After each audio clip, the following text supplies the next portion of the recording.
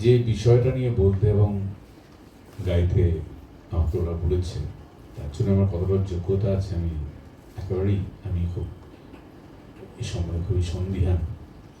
একজন সাধারণ সংস্কৃতি কর্মী হিসেবে আমার কতগুলো অনুভবের কথা এবং গাইতে গাইতে যাব। বিষয়টা খুবই বড়, বিশাল, ব্যাপ্ত। এই গোটা বিষয়টাকে যদি সুবিচার করতে হয় তবে যতটা পাণ্ডিত্যের গভীরতা জানার ব্যাপ্তির প্রয়োজন, এবং একটা অনুষ্ঠানকেও অনেক এটা এমন একটা শিরোনাম করে একটা পিএইচডি গবেষণাই হতে পারে। জিনিসটা এত বড়, আমি একটু ছুঁয়ে ছুঁয়ে যাব। তো এই যে লোকগান, গণগান, এই যে বা লোকসঙ্গীত বা গণসঙ্গীত বলি, এই যে বিষয়গুলো আসলে সঙ্গীত তাত্ত্বিকভাবে দেখতে গেলে তো গান তো আমাদের তিন ধরনের: একটা লোকসঙ্গীত, একটা শাস্ত্রীয় সঙ্গীত, একটা আধুনিক গান। এবং গণসঙ্গীত যাকে বলি সেটা আধুনিক গানেরই বড় বৃত্তের মধ্যে অন্তর্ভুক্ত।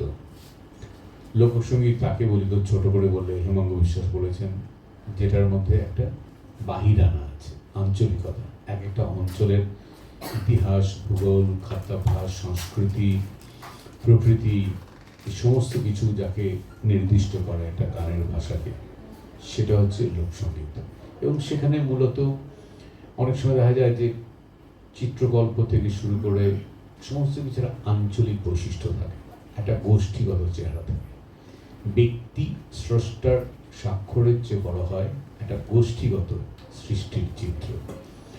যেমন আমাদের একটা লোকগানের প্রায় থাকে, প্রেমের গানে, আঙুলো কাটিয়া কলম বানাইয়া নয়নের জলে করলাম কালি, কলিজা ছিড়িয়া পত্র লিখিয়া পাঠাইব সম্বন্ধের বাণী। এবং আঙুল কেটে কলম বানানো, চোখে জলে কালি করা, এই যে এক্সপ্রেশনগুলো এক একটা আঞ্চলিক এক্সপ্রেশন, এটা যে একজনই অনেকেই লেখে। তো লোকগানে তিনি বলছেন বাহিরানা, আঞ্চলিকতাকে উনি বলছেন বাহিরানা। আর শাস্ত্রীয় সঙ্গীতে বলছেন ঘরানা। এক একটা পরিবার, একটা পরম্পরায়, কখনো কখনো সেটা ভূগোলের হিসেবেও বলে যে পাতিয়ালা ঘরানা, বেনারস ঘরানা, কিন্তু মূলত সেগুলো একটা পরিবারকে নিয়ে হয়। আর আধুনিক শিল্পের মধ্যে ব্যক্তির স্বাক্ষর উঠে আসে, একজন ব্যক্তি।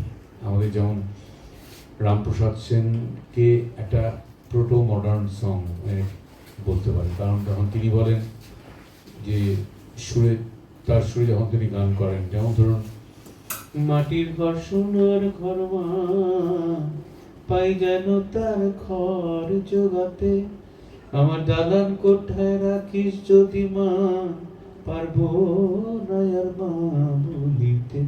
লোকসঙ্গীত কীর্তন ভেঙে এই যে সুরের স্ট্রাকচারটা, এটা রামপ্রসাদের স্ট্রাকচার, একটা ব্যক্তি স্রষ্টার স্ট্রাকচার।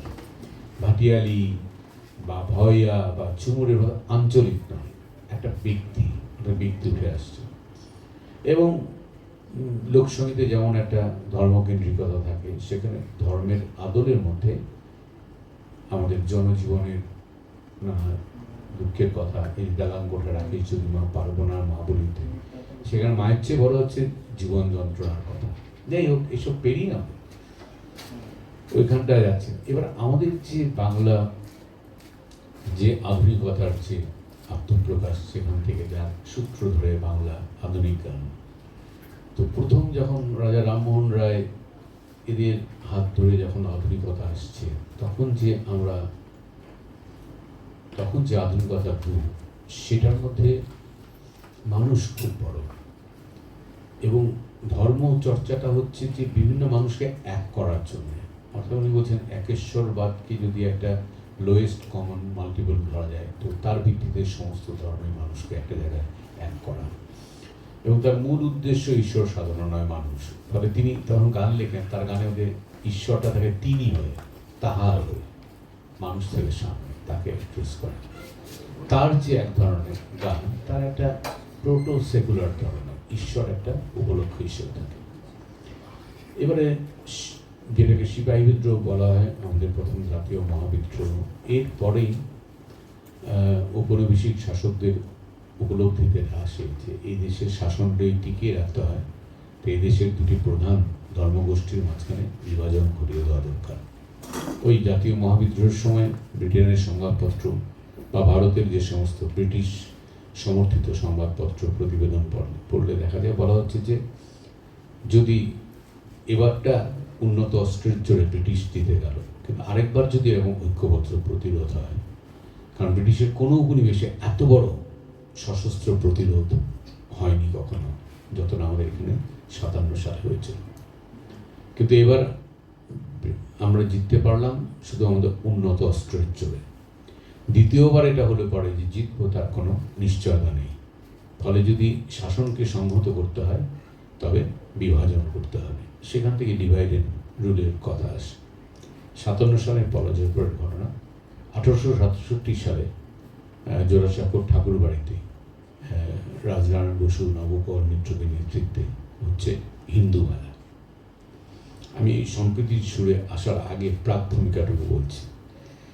হচ্ছে হিন্দু মেলা, এবং সেখানে ভারতীয়ত্ব আর হিন্দুত্ব এক হয়ে যাচ্ছে, যে হিন্দুর জাগরণ হিন্দুত্বের ভিত্তিতে, মানে সেখানে ভারতবর্ষের অন্য যে সম্প্রদায় তাকে ঠিক ভারতীয়ত্বের মধ্যে দেখা হচ্ছে না। এবং বলতে গেলে বিদেশি, মানে ব্রিটিশ শাসনকে খানিকটা সিপাহী বিদ্রোহের সময় তো ওরা সমর্থনই করেছেন যে অন্তত মুসলমানদের হাত থেকে আমাদেরকে বাঁধিয়েছে, হ্যাঁ, ইত্যাদি করে ধন্যবাদ।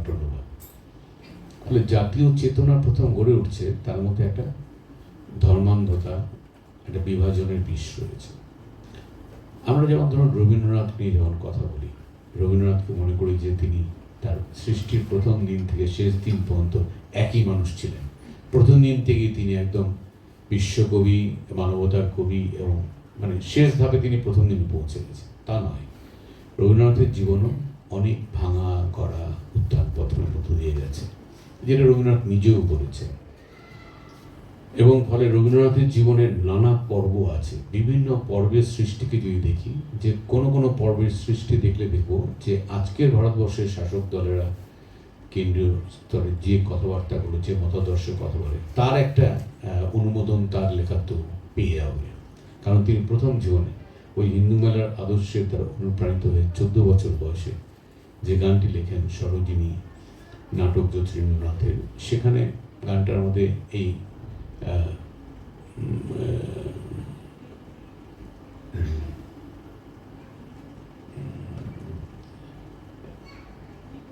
মুসলিমদের বিরুদ্ধে কথাবার্তা, রাজপুত রমণীর ইজ্জত রক্ষা, তো এই যে শব্দটা মুসলিম বোঝাতে সমন্বয়, এটা কি শব্দ বলে, জবন, জবনের বিরুদ্ধে ধারণা করা হয়, জবন তোকে দেখবো ইত্যাদি ইত্যাদি আছে। রবীন্দ্রনাথের যে মানে স্বাদেশিকতার গান দুটো ভাগে আছে, একটা আছে জাতীয় সঙ্গীত শিরোনামে, আর একটা আছে স্বদেশ শিরোনামে। জাতীয় সঙ্গীত শিরোনামের বেশিরভাগ গান যেগুলো 1886, 88, 89 লেখা আছে, তার মধ্যে ওই হিন্দুত্বের উপাদান প্রচুর আছে। যেমন ধরুন একটা গানে খালি কথা বলছি, সব মানে ভাষার সঙ্গে। এবং তখন জাতীয় চেতনার উন্মেষ করতে প্রাচীন ভারতের আদর্শ, মানে প্রাচীন ভারত, ইউরোপে মধ্যযুগকে বর্বরতা বলে, আমাদের দেশেও মধ্যযুগকে বর্বরতা বলার একটা প্রবণতা। বাংলায় আমরা মধ্যযুগে বর্বরতার কথা বলি, কিন্তু আমাদের তো মধ্যযুগ বর্বরতার যুগ নয়। মীরাবাই, কবির, নানক, দাদু, চৈতন্য, এইটা তো আর অন্ধতার যুগ নয়। এইটার মধ্যে সবচেয়ে বেশি বিনিময়ের যুগ। যখন আমাদের উপনিষদ ভার্সিত অনুবাদ হচ্ছে, এটা হচ্ছে সাংস্কৃতিক বিনিময় এবং সংস্কৃতির স্বর্ণযুগ। তো এই সবটাকে একটা পরিত্যাজ্য বলে ধরা হচ্ছে। তো রবীন্দ্রনাথের ওই সময়কার লেখা একটি গান, তার কথা হচ্ছে এরকম: ভারত রে তোর কলঙ্কিত বর্মণার হাসি, যতদিন না সিন্ধু না ফেলিবে গ্রাসী, ততদিন তুই কাঁধ রে। এই হিমগিরি স্পর্শিয়া আকাশ, প্রাচীন হিন্দুর কীর্তি ইতিহাস, যতদিন তোর শিয়রে দাঁড়ায় অশ্রু জলে তোর বক্ষ ভাষায়, ততদিন তুই কাঁধ রে। এই ধরনের অনেক গানগুলো আছে। তো 1889-তে প্রথম তিনি জমিদারি দেখতে গেলেন শিলাইদহে, গিয়ে দেখলেন যে জমিদারির সেরেস্তায় একটা দিকে জাজিমটা তোলা। বললেন এটা জাজিমটা তোলা কেন? বলছে এটা মুসলমান প্রজারা এসে বসে, ওদের কোথাও জাজিমে বসতে দেওয়া যায় না। সেই তার প্রথম স্বদেশের সাথে পরিচয়, এমন একটা ধাক্কা। এই ধাক্কাটা চলতে থাকে। গোড়া উপন্যাসের মধ্যে যে গোড়ার যে বিবর্তন, এটা হচ্ছে রবীন্দ্রনাথের নিজেরই বিবর্তন। এই করতে করতে এবারে বঙ্গভঙ্গ বিরোধী আন্দোলনের সময় তিনি ওই আন্দোলনে ঝাঁপিয়ে পড়লেন। ঝাঁপিয়ে প্রথম যে তিনি গেলেন এই রাখি বন্ধন করতে, বাগবাজারের ঘাট থেকে বেরিয়ে প্রথমেই গেলেন মুসলমান শহীদদের ঘরে, গিয়ে ওখানে গিয়ে রাখি পরালেন। তারপরে এসে ঢুকলেন নাখোদা মসজিদের ভেতরে, গিয়ে সেখানে ইমামের হাতে রাখি পরালেন। তা আমি বলি যে ওই যে জাজিমটা তোলা ছিল, সেদিন তিনি জাজিমটা ফেলে দিলেন। এবং এই প্রথম এটি গান বঙ্গভঙ্গ বিরোধী আন্দোলনের সময় প্রথম অনুভূত হলো হিন্দু মুসলিম সম্প্রীতির কথা গানে গানে বলতে হবে। কিন্তু সেটার মধ্যেও যে একটা পূর্ণতার যে ভাবনা, সে অনেক সময় ছিল না। যেমন ধরুন এই গানটা, এই গানগুলো পুরো গাইব না, গাইলে অনেকটা সময় যাবে। আমার সোনার বাংলা, ওখানে এটি জায়গা আছে, ধেনু চরা তোমার মাঠে, পারে যাবার খেয়া ঘাটে, সারাদিন পাখি ডাকা, ছায়ায় ঢাকা তোমার পল্লী বাটে, তোমার ধানে ভরা আঙিনাতে জীবনের দিন কাটে, ও মায় আমার যে ভাই তারা সবাই, আমার যে ভাই তারা সবাই তোমার রাখাল, ও মা তোমার রাখাল, তোমার চাষি সোনার বাংলা, আমি তোমায় ভালোবাসি। এটা দুটো সুর আছে, একটা সুর বাংলাদেশের জাতীয় সঙ্গীত হয়, যেহেতু ওদের ভাবাবেগে যাতে না লাগে সেটা একটু আলাদা সুরটা, ওটা করিয়ে। যাই হোক, এই প্রথম বঙ্কিমচন্দ্র দেশকে দেখেছিলেন, দেশকেও মা দেখেছিলেন, দেবী হিসেবে দেখেছিলেন। তোমারই প্রতিমা করি মন্দিরে মন্দিরে, মন্দিরের দেবতা আর দেশ মাতৃকা একাকার হয়ে গেল। রবীন্দ্রনাথের কাছে এসে দেশ হয়ে গেল ঘরের মা। এই ঘরের মায়ের এই যে তোমার আঁচলের মধ্যে মুখ মোছা, এই যে মায়ের কাছে যাই, ফলে এক ধরনের দেশের এক ধরনের সেকুলারাইজেশন হচ্ছে। আর আরেকটা কি হচ্ছে যে এই প্রথম কেউ কোনো নাগরিক গানের মধ্যে দেশের কৃষককে কেউ ভাই বলল, ওমা আমার যে ভাই তারা সবাই তোমার রাখাল, তোমার চাষি, এটা প্রথম। এবং তিনি যেখানে জমিদারি করতে গেছেন সেখানকার চাষিরা হচ্ছে সব মুসলমান, আর জমিদাররা হচ্ছে প্রধানত হিন্দু। ফলে এই চাষির প্রতি এক জমিদারের সন্তান যখন ভাই বলে, এটা শুধু এবং যে মানুষটা ওখানে গিয়ে মহাজনদের অত্যাচার থেকে মুক্তির জন্য প্রথম কোঅপারেটিভ ব্যাংক করেন পরে, যেটা এখনো কাজ করছে, প্রতিশ্বরের ব্যাংক। তো এই ভাই বলার মধ্যে প্রথম সম্প্রীতির সুরটি ভেসে ওঠে। এবং যখন তিনি বলেন যে বাংলার মাটি, বাংলার জল, বাংলার বায়ু, বাংলার ফল, বাঙালির ঘরে যত ভাই বোন এক হোক এক হোক, তখন ওই হিন্দু মুসলমান সম্প্রীতির কথায় প্রথম আসে। এবং এরপরে যে জিনিসটা থাকে আমাদের, যেমন ধরুন এই অতুল প্রসাদ সেনের একটা গান আছে যে বলো বলো বলো সবে শত বিনা বিঘ্ন রবে, ভারত আবার জগত সবার শ্রেষ্ঠ আসন লয়। তার মধ্যে হিন্দু মুসলমানের ঐক্যের কথা বলা হচ্ছে ঠিক, কিন্তু একটা জায়গা আছে যে জিনিসটা হচ্ছে এরকম, এই যে যেখানে বলছে যে বলো বলো বলো সবে শত বিনা বিঘ্ন রবে, ভারত আবার জগত সবার শ্রেষ্ঠ আসন লবে। এটা আমাদের এই যে এসব হিন্দু মুসলমান বলা হচ্ছে, কিন্তু যখন গৌরব গাথা বলা হচ্ছে তখন শুধুমাত্র প্রাচীন ভারতে গর্ব করা আছে। রাজগীর রাজ রয়েছে প্রহরী, ক্ষীরি তিন দিক নাচিছে লহরী, যায়নি শুকায় গঙ্গা গোদাবরী, এখনো অমৃত বাহিনী। তো শুধুমাত্র প্রাচীন ভারতের কথা, মধ্যযুগটাকে একটা অপরত্বে ঠেলে দেওয়া আছে। এটার বিরুদ্ধে প্রথম সমালোচনা নজরুলের। নজরুল প্রাচীন ভারতকেও মানে আপনত্বে বরণ করছেন, মধ্যযুগকেও তিনি বরণ করছেন। অর্থাৎ ভারতীয়ত্ব বলতে যে শুধুমাত্র প্রাচীন ভারত নয়, মধ্যযুগটাও অন্তর্ভুক্ত হওয়া উচিত, তাকে অপরত্বে ঠেলাচ্ছেন। তিনি যখন বলেন গঙ্গা সিন্ধু নর্মদা কাবেরী যমুনা ওই বহিয়া চলিছে আগের মতন, কই রে আগের মানুষ কই। গঙ্গা সিন্ধু নর্মদা মৌনি স্তব্ধ সে হিমালয়, ওই অতিপ্রসাদের মতোই প্রাচীন ভারতে যাচ্ছেন, তেমনি অটার মহিমাময়, নাই তার না সেই ধ্যানী ঋষি, আমরা সে জাতি নই।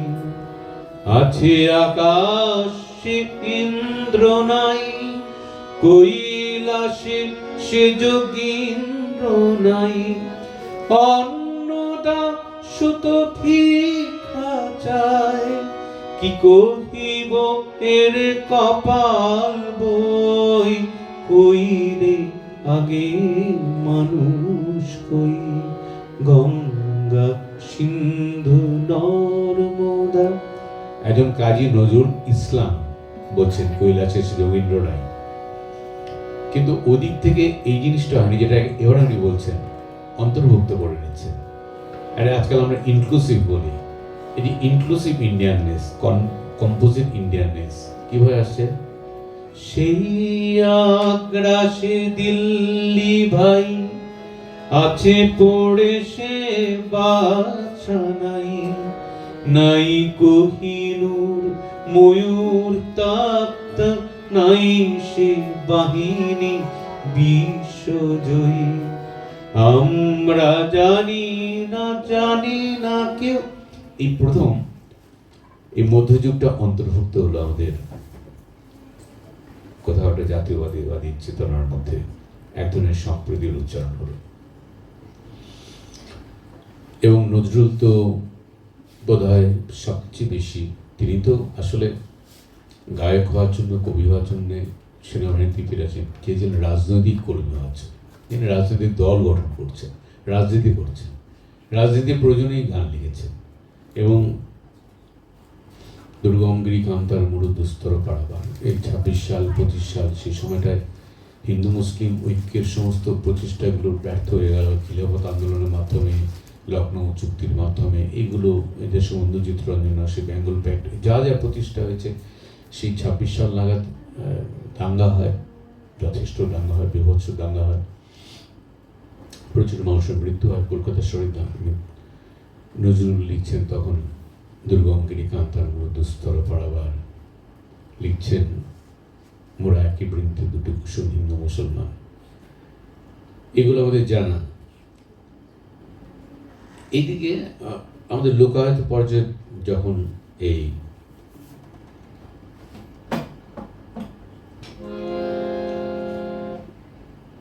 স্বদেশী আন্দোলন যখন হচ্ছে, তখন মুকুন্দদাস বলছেন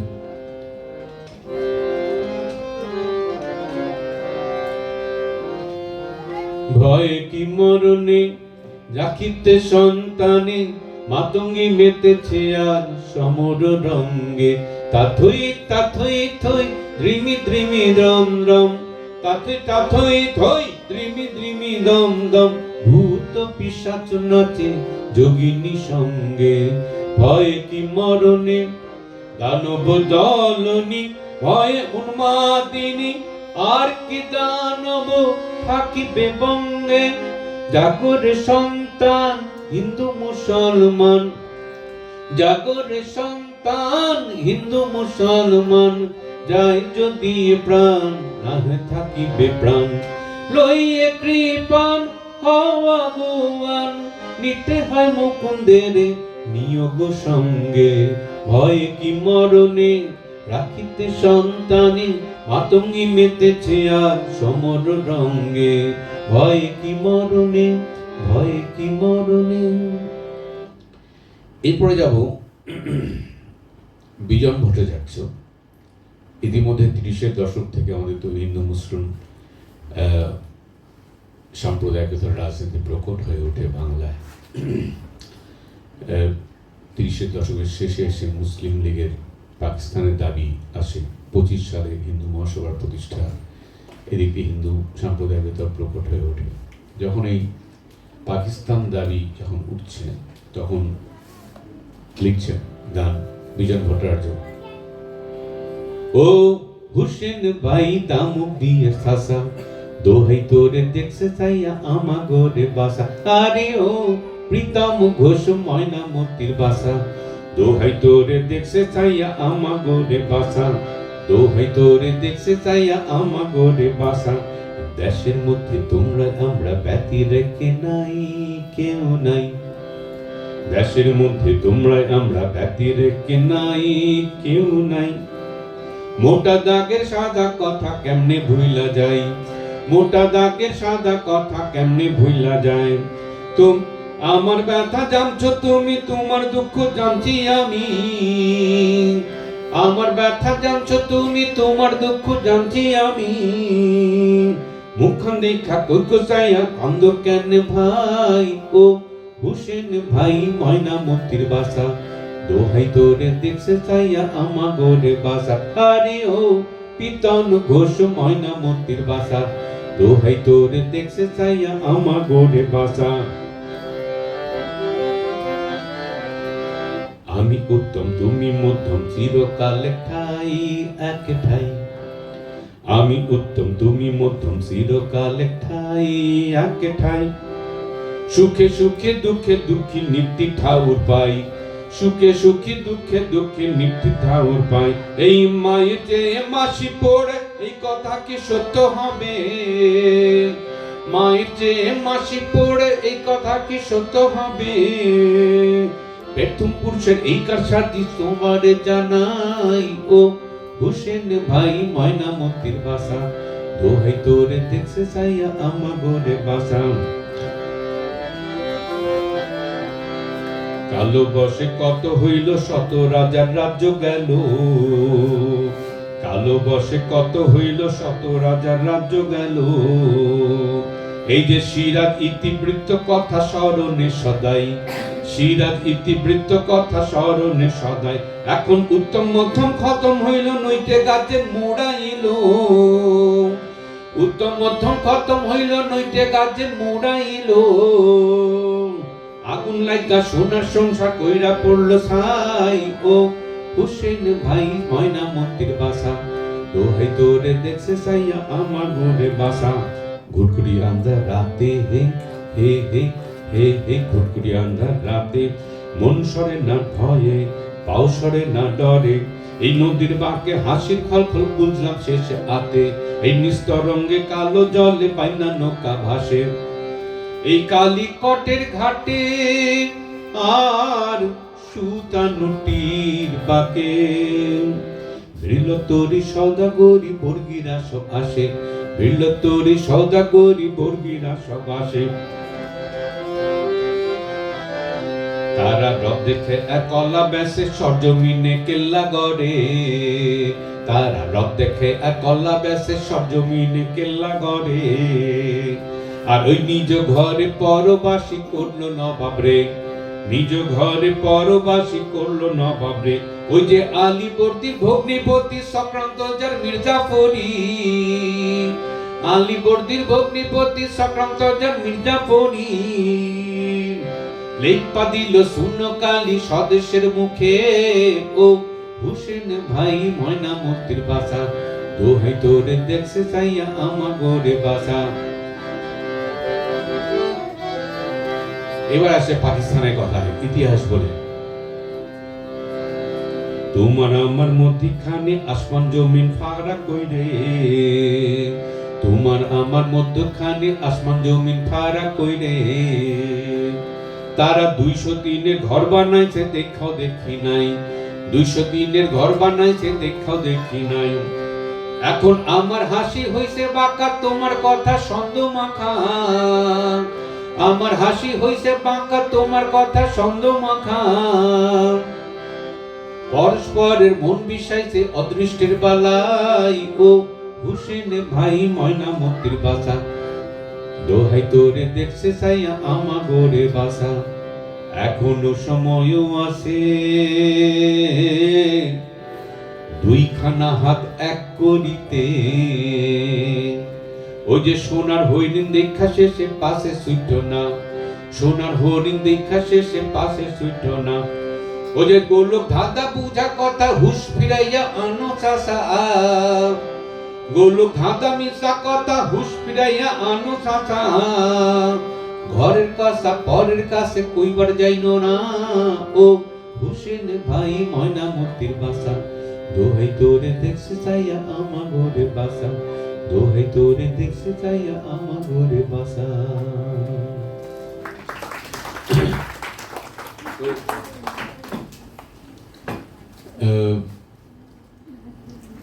এই পুরো 40-এর দশকের পর্যায়ে যখন সাম্প্রদায়িক দাঙ্গা প্রচুর বেড়ে গেছে, সেই সময় তো সেই সময় সলিল চৌধুরী এবং পরেশ ধর তাদের দুটি গান গাইছি, যে দুটি গানের মধ্যে সাম্প্রদায়িক বিষয়টিকে দুভাবে দেখা।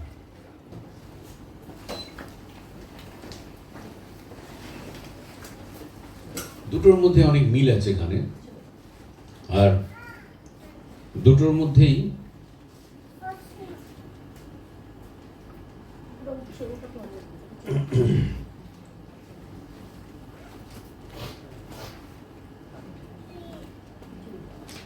সলিল চৌধুরীর গানটা আমরা অনেকেই জানি, গাইও হয়তো সাম্পান গাইতে পারে হয়তো, তো সেটা সকলেই জানি। সেই গানটার একটা ইতিহাস হচ্ছে হেমাঙ্গ বিশ্বাসের টিভি হতো, তোমরা টিভি রোগী ছিলেন, সারা জীবনে টিভিতে ভুগতেন। শিলংয়ের স্যানিটোরিয়ামে ছিলেন, সলিল চৌধুরী দেখা করতে গেছেন। সেই সময় সে অসুস্থ অবস্থাতে তিনি একটা বিহু গান ওনাকে শুনিয়েছিলেন। সেই বিহু গানের সুর সলিল চৌধুরীর দুটো গানে এসে প্রযুক্ত হয়। একটা হচ্ছে ওই কোনো এক গায়ের বধূ গানের মধ্যে একদম সব শেষে আছে, আজ যদি তুমি দেখো কোন গায়ে দেখো ভাঙা কুটিরের শাড়ি, যেন সে গায়ের বধূ আশা স্বপ্নের সমাধি। এটার মধ্যে সেই বিহু সুরটা আছে। বিহু সুরটা আরো প্রযুক্ত হলো সেই দাঙ্গার সময় লেখা তার বিখ্যাত গান, ও মোদের দেশবাসী রে, আয় রে পরাণ ভাই, আয় রে রহিম ভাই, কালো নদীকে হবি পার। ও মোদের দেশবাসী রে, আয় রে পরাণ ভাই, আয় রে রহিম ভাই, কালো নদীকে হবি পার। এই দেশের মাঝে রে পিশাচ আনে রে কালো বিভেদেরি বান। এই দেশের মাঝে রে পিশাচ আনে রে কালো বিভেদেরি বান। সেই বানে ভাসে রে মোদের দেশের মান।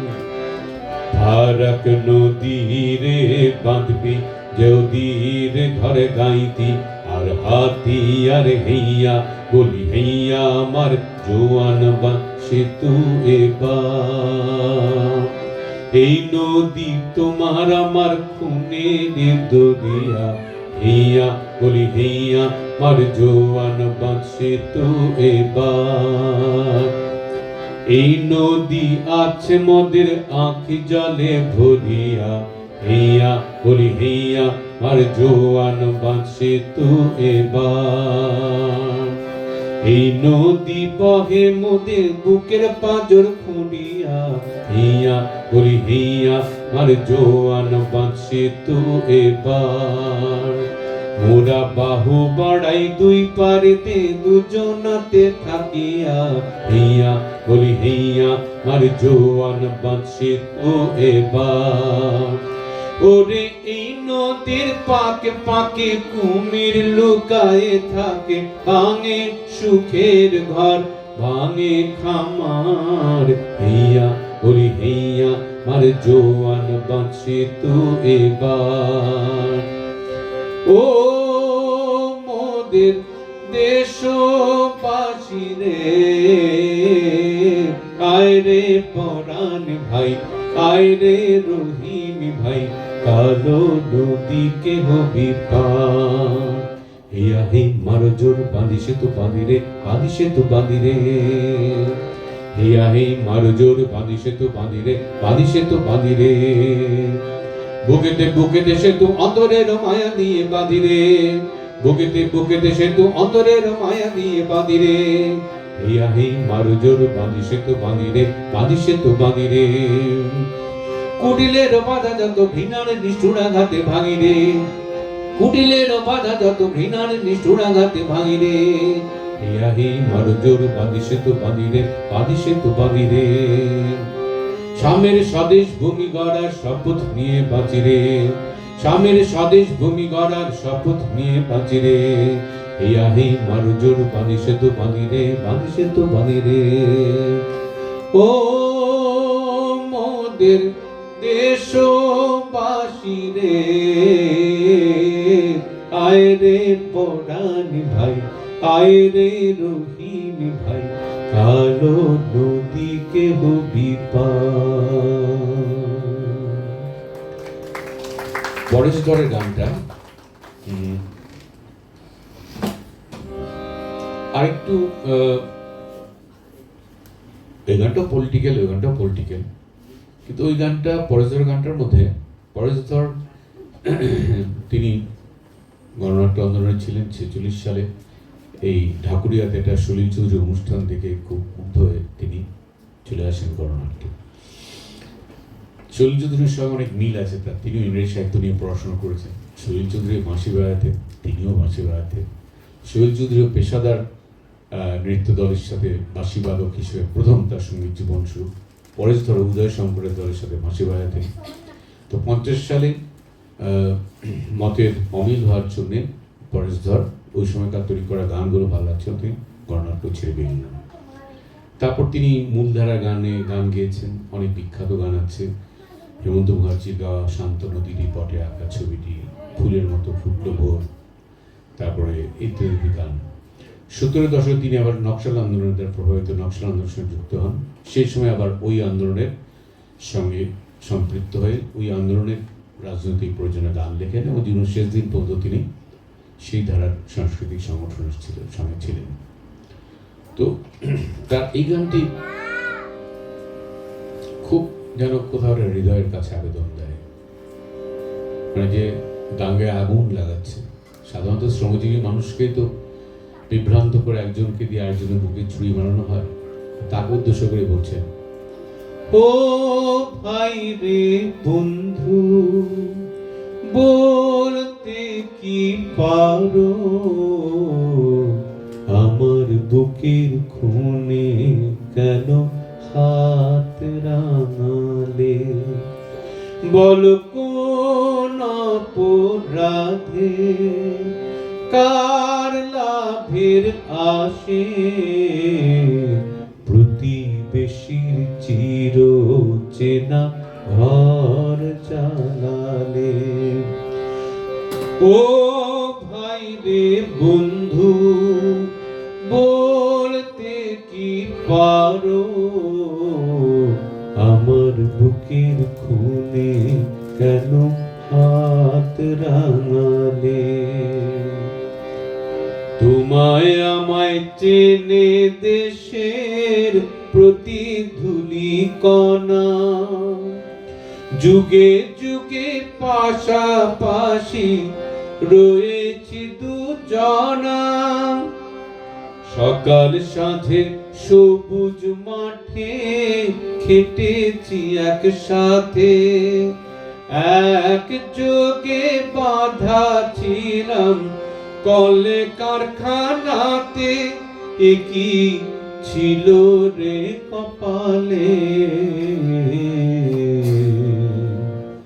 আমার বুকের খুনে কেন হাত রাঙালে। পূজা পার্বণ মহরম আর ঈদের উৎসবে, পূজা পার্বণ মহরম আর ঈদের উৎসবে মেতেছি দুজনে মোরা প্রীতি কলরবে, পূজা পার্বণ মহরম আর ঈদের উৎসবে মেতেছি দুজনে মোরা প্রীতির কলরবে, কৃষ্ণলীলা গাজির গানে কণ্ঠ মিলাইছি, পীর পুরোহিতের কাছে বিপদে গিয়েছি, কৃষ্ণলীলা গাজির গানে কণ্ঠ মিলাইছি, পীর পুরোহিতের কাছে বিপদে গিয়েছি, আজি কলঙ্ক মাখালে, প্রতিবেশীর চির চেনা ঘর জ্বালালে, ও ভাই রে বন্ধু বলতে কি পারো, আমার বুকের খুনে কেন হাত রাঙালে, কতবার যে মোদের আগুন,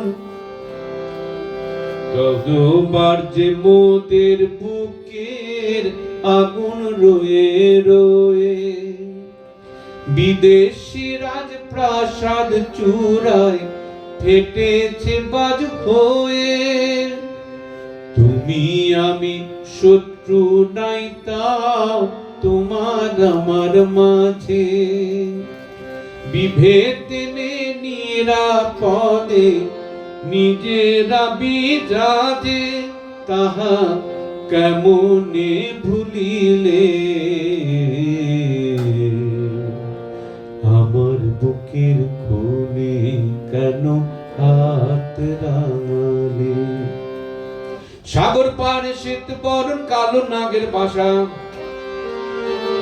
সাগর পারে শ্বেত বরণ কালো নাগের বাসা, এদেশে এখনো আছে সে যে সর্বনাশা, সাগর পারে শ্বেত বরণ কালো নাগের বাসা, এদেশে এখনো আছে সে যে সর্বনাশা, এটা আবার ঢুকেছে ভাই স্বদেশি সাপেরা, এসো তুমি আমি মিলে ভাঙি তাদের ডেরা, সেটা আবার ঢুকেছে ভাই স্বদেশি সাপেরা, এসো তুমি আমি মিলে ভাঙি তাদের ডেরা, মোরা মরব তা না হলে, প্রতিবেশীর বুকে কেন ঘর জ্বালালে, ও ভাই রে বন্ধু বলতে কি পারো, আমার বুকের খুনে কেন হাত রাঙালে। হেমন্ত বিশ্বাস দেশভাগের দাঙ্গার সময় তিনি একটি গান লেখেন, সেটা আমাদের অরিজিনাল বাড়ি সিলেটের এক ধরনের লোকগান আছে, হোলির গান। তো হোলির গানের এমনিতে তো গানগুলো আনন্দেরই গান, লোকগানের একটা বৈশিষ্ট্য আছে যে মানে আমরা নাগরিক গানে যেমন দুঃখের কথা বলতে গেলে মানে দুঃখ করে করে গান গাই, হ্যাঁ, প্রায় চোখের জল ফেলে ফেলে গান গাই, ঢিমে করে গান গাই। লোকগানে একটা আছে স্বাভাবিক আনন্দের মধ্য দিয়েও দুঃখের গান গায়, এবং তার মধ্যে ঢিমে তালে হতে পারে হয়তো খুব চালিয়েই চলছে, কিন্তু তার মধ্যে একটা শোকের কথা, জীবনের দুঃখের কথা আছে, এবং এটা লোকশিল্পীরাই পারে। আমরা নকল করতে গেলে ভেঙানোর মতো হয়ে যায়। তো যাই হোক, তো আমাদের সিলেটের গান আছে, আজ হোলি খেলবো রে শ্যাম তোমার সনে, একলা পাইয়াছি তোমায় এই নিধুবনে। এবং এই গানগুলোতে লোকগানে সেটা হয় না, খুব 14 মাত্রার তাল টাল এগুলো হয়। যাই হোক, তখন এই গানটি লেখেন গুরুদাস পাল, তিনি একজন শ্রমজীবী মানুষ। এবারে এই গানগুলো তো বাণিজ্যিক পরিসরে যখন আসে, গানগুলো অনেক টানা টানা ছেড়ে দেওয়া হয়। থাকিলে ডোবা খানা হবে কচুরি পানা, থাকিলে ডোবা খানা হবে কচুরি পানা, বাগে হরিণে খানা একসাথে খাবে না, স্বভাব তো কখনো যাবে না, অমরি স্বভাব তো কখনো যাবে না। জলের স্বভাব যেমন ধারা নিম্ন দিকে ধায়, আগুনেরই স্বভাব তেমন সবকিছু পোড়ায়। ছার পোকারই স্বভাব যেমন রক্ত চুষে খায়, কাঠেতে রাখে না বস্তু ধরলে উই পোকায়। পাতিকাক পুষে ঘরে যতই পরাও না তারে, সে শুধু কাকা করে, কৃষ্ণ বলে না, স্বভাব তো কখনো যাবে না, অমরি স্বভাব তো কখনো যাবে না। সাপের স্বভাব যেমন মারে বিষাক্ত ছোবল, ছেলে ছোকরাদের স্বভাব পাকায় গন্ডগোল। ওই সাপের স্বভাব যেমন মারে বিষাক্ত ছোবল, ছেলেদের ওই স্বভাব তেমন পাকায় গন্ডগোল। বিড়ালগুলোর স্বভাব কেবল হাড়ির পানে চায়, কখন শিখে পড়বে ছিঁড়ে তারে লাল সায়। বুনো ওল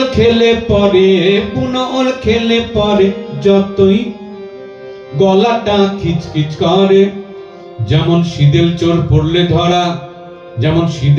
পড়লে ধরা, কবুল করে না, স্বভাব তো কখনো যাবে না, অমরি স্বভাব তো কখনো যাবে না। জমিদারের স্বভাব করে চাষির সর্বনাশ, খাতা ব্যবসায়ীদের স্বভাব খোঁজে চৈত্র মাস। জমিদারের স্বভাব করে চাষির সর্বনাশ, খাতা ব্যবসায়ীদের স্বভাব খোঁজে চৈত্র মাস। ধনীর স্বভাব গরিব মারার কলকাঠি নাড়ায়, ধনীর স্বভাব গরিব মারা কলকাঠি বানায়। ওরা বিভেদ বিষের আগুন নিয়ে খেলছে এই বাংলায়, বিভেদ বিষের আগুন নিয়ে খেলছে এই বাংলায়। হিন্দু আর পাঞ্জাবিতে সেদিন ওই বাগমারিতে, হিন্দু আর পাঞ্জাবিতে সেদিন ওই বাগমারিতে, ছিল লাখ লাগিয়ে দিতে, চিত্তেতে বাসনা, স্বভাব তো কখনো যাবে না, অমরি স্বভাব তো কখনো যাবে না।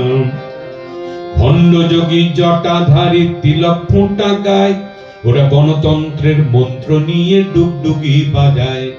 ভণ্ড যোগী জটাধারী তিলক ফোঁটা গায়, ওরা গণতন্ত্রের মন্ত্র নিয়ে ডুগডুগি বাজায়। ওদের মুখেতে অহিংসার বলি, হাতে শিশু খুন, ওরা গুণের গুন চলতেছে রামধুন। এগুনের বেগুন কাঠে জনতা তুলবে লাটে, এগুনের বেগুন কাঠে জনতা তুলবে লাঠে, চলছে মাঠে ঘাটে তার প্রস্তুতি জল্প না, স্বভাব তো কখনো যাবে না, অমরি স্বভাব তো কখনো যাবে না। থাকিলে ডোবা খানা হবে কচুরি পানা, বাগে হরিণে খানা একসাথে খাবে না, স্বভাব তো কখনো যাবে না, অমরি স্বভাব তো কখনো যাবে না। এই গান যখন মেইন স্ট্রিমে আসে, তখন অনেক কিছু ডানা ছেটে ফেলা হয়। এই বাগমারির দাঙ্গার কথা, এই ভণ্ডগিরি জটাধারী তিলক ফোঁটায় বাদ দিয়ে এটা একটা কমিক মার্কা গান হিসেবে নিচে